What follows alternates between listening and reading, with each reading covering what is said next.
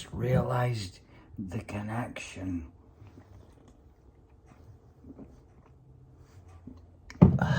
between Orwell's 1984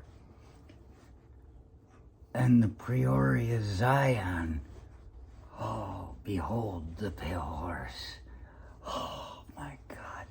You see, in 1984, part of the tactic of Big Brother was to instate paranoia on the state. Yeah. I don't know if they put it that way, but that's, I guess, what it amounts to. I think they act like it just keeps people interested and confused, but interested and confused leads to paranoia. They would change the enemy from time to time. Oh, we're fighting China. Oh, God. No, they're the enemy. Look at those terrible Japanese. They're taking away all our fucking electronic shit.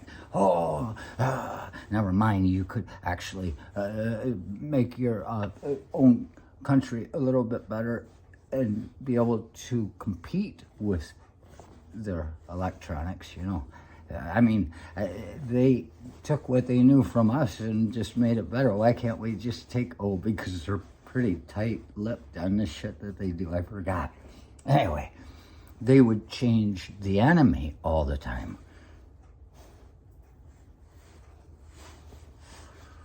And then you move on to the Peoria Zion and stuff like this. And they talk about putting in a fucking clown as president. And then bringing up the damn inflation and having us so far in debt to other countries. If anybody ever fucking called out the debt, we'd be in trouble. There might just be a war, or they own the country. I think there'll probably be a war. It would take some kind of nut job in charge of the White House to allow it to get to the point of a war, though he's supposed to be able to fucking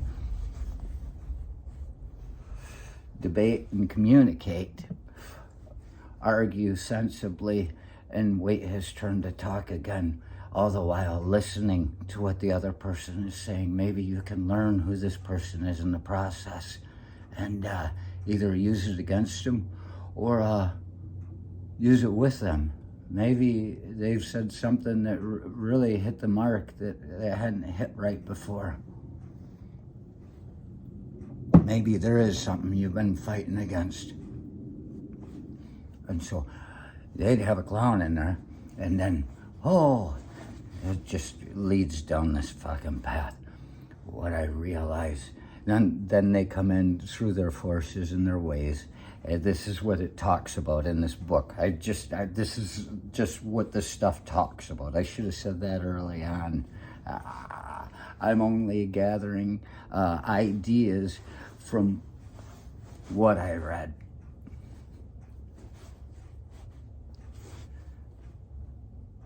Not going to say anything more about that. But here it is, it's connected. Those things seem to be working together in this way. And of course, we've all got our phones and everybody's fucking looking at everything, and all they got to do is pick it up and they say, yep, thank you very much. They don't even need to put fucking cameras on the walls. Everybody's got one and they're not afraid to use them. Might get famous with this one. Yeah. You just set a precedent, had somebody arrested for something, and they take them to the Supreme Court. Now nobody can do it. Oh, jeez. Now everybody's got to wear a helmet.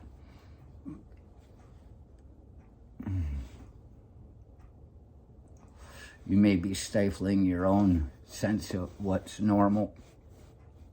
Be careful what you're taking pictures of, I guess is what they're saying. I'm saying. And so what do they do now? I'm watching the news. Something came up, and these people and I realized I just made the connection. I was like, it was like a mind-blowing experience there for a minute, just a little bit, just like a lady finger. I said, we've been seeing this all along. Ever since back then, they're talking about, oh, what's going to happen in 2022 elections? Oh, primaries. You go to the primaries and you go to the elections. Now we're already talking about 2024, and they're like, what happens if they can, and everybody's like,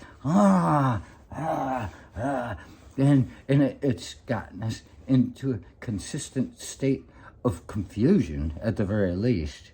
And if there is no confusion, it might be madness that you're living in because you believe one way or the other implicitly, yeah, along with everybody else that believes. And, or well, it might just lead to that paranoia. You notice paranoia when you watch people, the way they drive. If they're out of control, they're on the brink. They got paranoia coursing through them without them even realizing it by now. It's this paranoia, the way people act, the way they, can't return. There's paranoia.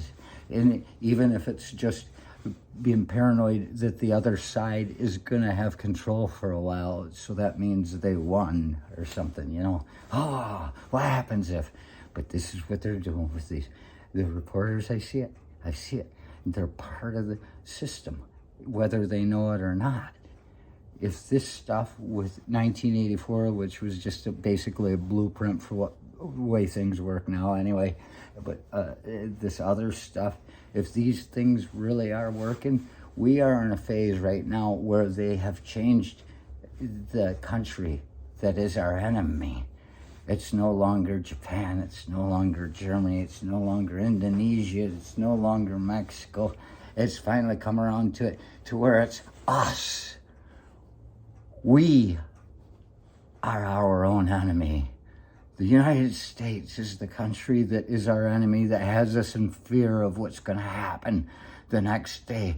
We don't even have to worry about nuclear war. That's just a veiled threat for me saying I'm going to take over and you're going to do what I say. That's the scary part right there. They've changed the enemy. Everybody's screaming about inflation, whatever it is. I don't know. It doesn't affect me much. I don't notice it anyway. And it's following its course. They got us afraid of ourselves now, and if we don't do something about that and come together, it's going to be easy to take us. They're whispering in the ears of both sides right now, and even some people that are crawling around in the gutter. If this is the way it works, it's right on schedule.